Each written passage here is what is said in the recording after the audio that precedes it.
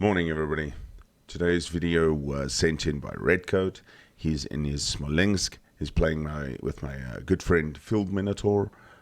Field is in his destroyer, the Summers, and we don't see a lot of Smolensk replays at the moment. This is a real nail biter. It's not one of those 400,000 damage games that you usually see, and the Smolensk actually survives to the end, which is not something you see often.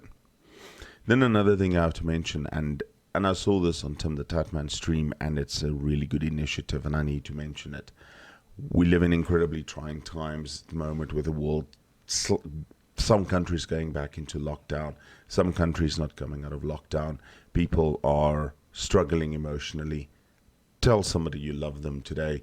Tell somebody you care. Tell them they can phone. Be there for people. They need it. Hope you enjoy this one, and take care. Right, so we've got Field Minotaur in his Summers, and we've got Redcoat in his Smolensk. And when Redcoat sent this in, he said to me, "Believe it or not, I survived to the end of the match." Now, no shit. How's that possible? You were in a Smolensk. He says, "Yes, I did." And the Smolensk has fallen out of favor a little bit. You don't see it that often. The armor changes, and the ability for other ships to see you and smoke and fire at you has dampened it a little bit. Now in this match we see a Werner Voss. Werner Voss is a work in progress CV. It's a CV in the German line, and it is used to test skip bombers. So while we see Redcoat get in position and Field Minotaur hit to B cap, let's have a look at the work in progress. So interesting enough, planes have a hit point of 1,710. The cruising speed is 174 knots. Size of an attacking flight is 4 aircraft. Attack per squadron, aircraft per squadron is 12. Aircraft restoration time is 90 seconds. Detectability range is 10 km. Number of aircraft on deck is 18. And bombs in payload is 1 bomb type, and it's high explosive, and the maximum bomb damage is 12,200, with the number of skips being 2. Now obviously it's still a test ship. Super testers get access to these ships, so these parameters are not final, but it is interesting to see the concept being used, and of course, being the, how do we put it, the best example of skip bombing ever with the Lancaster bombs that destroyed the German dams in World War II. So while we see Minotaur capping B, friendly Holland going towards A, and we see 2 Shimakazes going towards C, let's have a look and what was that operation called.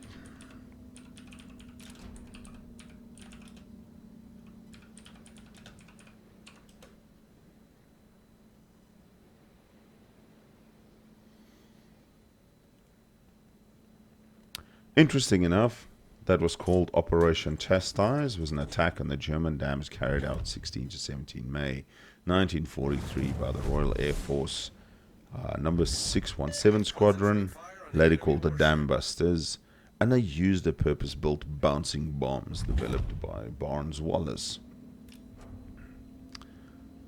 So yeah, that is the history and the predecessor, we can say, to that. And speaking of the bouncing bombs, we see those bouncing bombs, they did 2 skips and then they exploded as he tries to get the Shimakaze. Now I'm not 100% sure how this is going to work.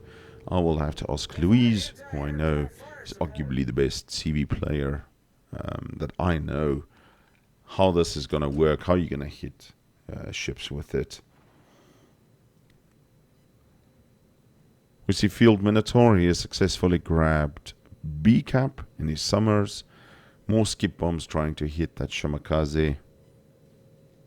And there is a Yamato coming in on Redcoat.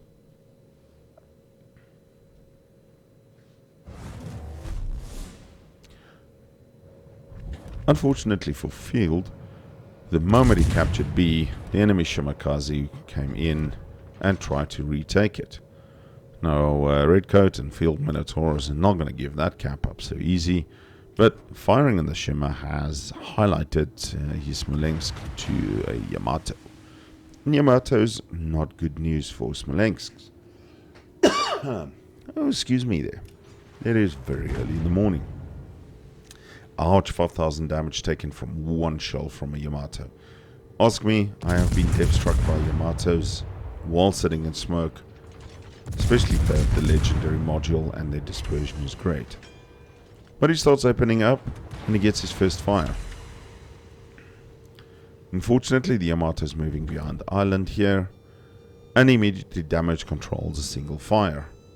Now, had any of those Holland torpedoes hit him and he had a flood, he would have been utterly buggered.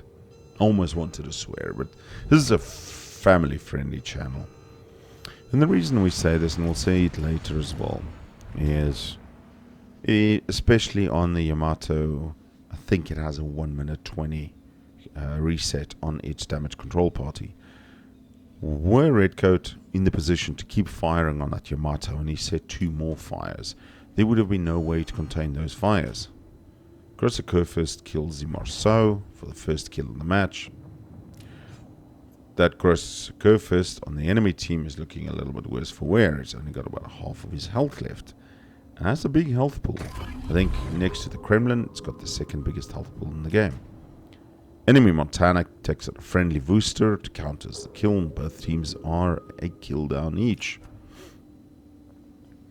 Now Redcoat pops his hydroacoustic search here because he knows there is a Shimakaze around, and the Shimakaze has got 3 racks of 5 speedy death pylons each, and that's 15 speedy death pylons in total. Enemy Shimmer does kill a friendly Shimmer, putting the team down 2-1. Now with a minute left on Hydro, I see Redcoat popping smoke and decides to start shooting at this Yamato. Now the Yamato obviously is not spotted because Field Minotaur can't see him. There is that island blocking it, but on Discord he could quickly ask him to see it. Enemy Grosser Kurfürst kills their friendly Shimakaze, and they are now 2 DDs down.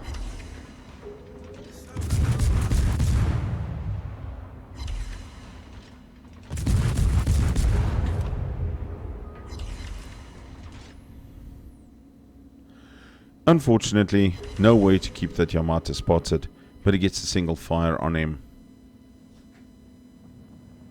And that Yamato instantly damage controls a single fire again.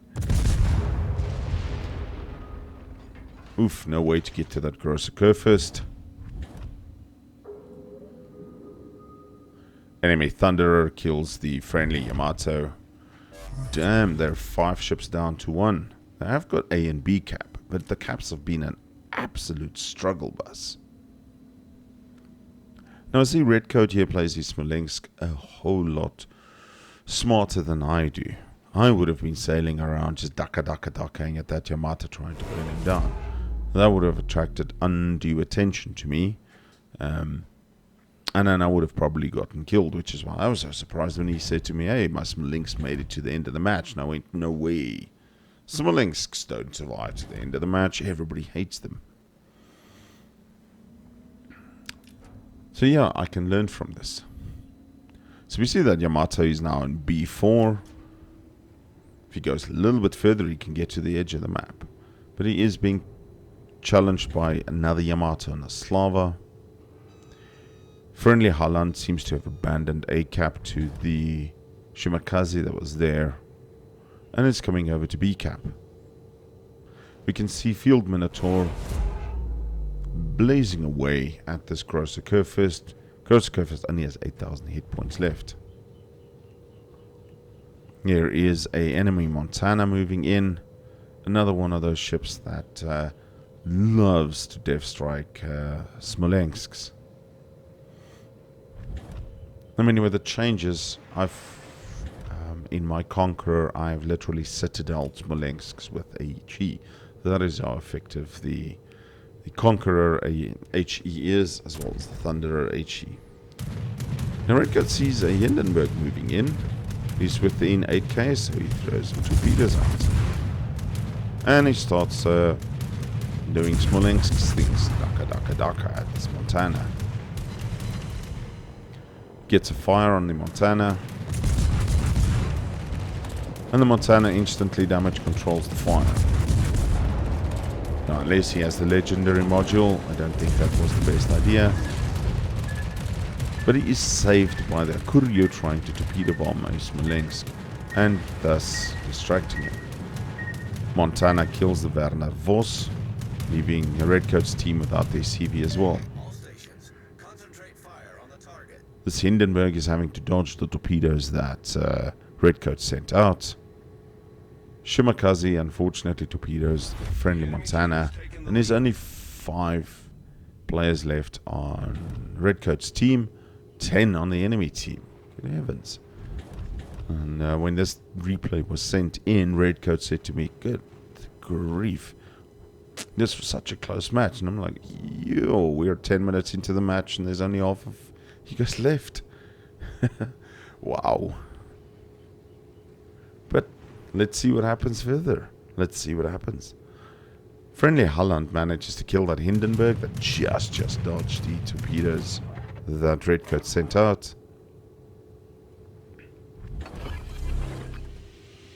Smoke generator started.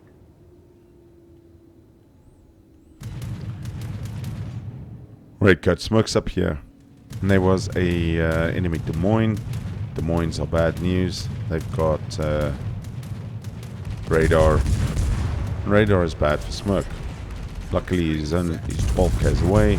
Radar doesn't reach that far. Friendly Yamato manages to take out the enemy Montana. They are unfortunately losing B-cap, and I can almost guarantee you it's one of those Smolensks. Field Minotaur gets his second kill and torpedoes the Des Moines. Good going, good going.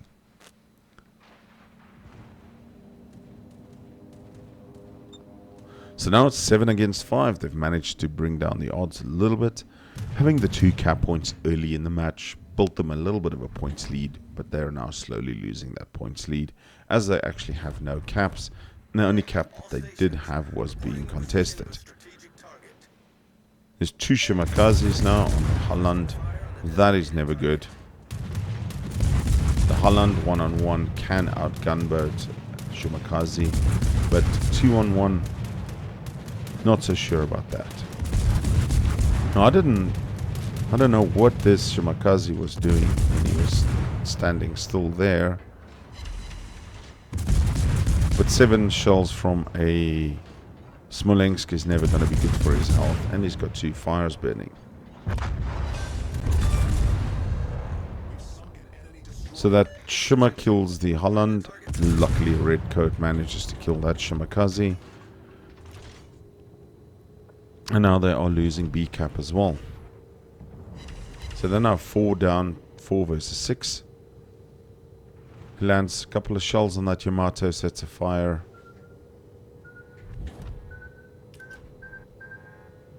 And looks like that fire is now burning. And not for long. As soon as the Yamato could put the fire out, he put the fire out. Interesting play by the Akuryo here. He's pushed up quite aggressively. And I think he has started regretting that. It's like that voice note or that meme. It was at this moment he realized he fucked up.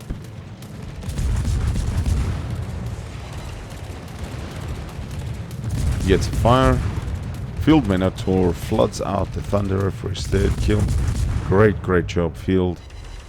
The fires on carriers don't stick, so kind of pointless getting a fire on Akuryo. But with the Akuryo having to try and save his actual ship, it's a bit distracting, and he's not throwing his planes all over the place and trusting his ship to autopilot. If you want to know how good autopilot behaves, just ask Louise. Autopilot sometimes is Great. Shells coming across the map from that Yamato to Redcoat, but he manages to dodge it. Okurio is less than half of his health, and the last thing he wants to see is a Smolensk just shooting at him. Luckily for him, his deck armor saves him. Another fire. I think it sticks for 30 seconds on a carrier, and then you can't get set alight for, what's it, 90 seconds? Yeah, there we go. 30 seconds. Oh no, there is another one. Somebody type in comments how the fires on CVs work, please. Another fire on the Akurio. So Field is in smoke there. He manages to torpedo the Akurio. And I think that's his 4th kill, if I'm not mistaken. Amazing, amazing job between the two guys here from our clan. They've got 5 of the kills. I think 5 of the 8 kills. Then we see Field manages to turn C-cap and kind of help with the points bleed. They're still losing 3 points every tick, but it's helping with the bleed. Now with the Montana's guns turned towards the Slava and the Yamato, this is a good time for Redcoat to start doing Smolensk things and just duck out with as much. And then Montana damage control a single fire again, immediately. And I have no idea why we do that with so many Smolensk shells coming in at him. Again, as we explained, not the best idea. Enemy Holland kills the Yamato. 3-4, considering they were 4-8 a couple of minutes ago. The guys are pulling this one back. But is it enough? 800 versus 500 points. That Montana is pulling back, going in reverse. And an easy way to tell if you don't have any of the Aislins mods or something, which is fully legal by the way, installed, or Wargaming's mod station installed. Just look at the way that the smoke is going on the smokestacks. The smoke is going forwards, and therefore the ship is going backwards. If the smoke is going upwards, and just to interrupt myself, that is why you don't damage control a single fire. He's now got multiple fires burning on him, and he has no way to take care of it. Even if he has the legendary module, he is now properly cooking. Friendly Slava takes up the enemy Yamato, and it's a 3 versus 3. Unfortunately, that Yamato's last salvo kills the enemy, the friendly Slava. So it's now 2 versus 3, with literally Redcoat and Field Minotaur up against Montana, Shimakaze, and Holland.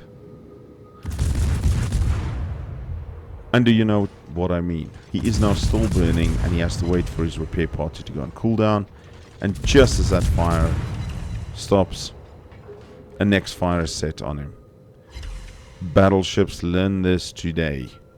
Learn this little trick today. Don't damage control a single fire. HE spammers hate this trick. Don't damage control a single fire.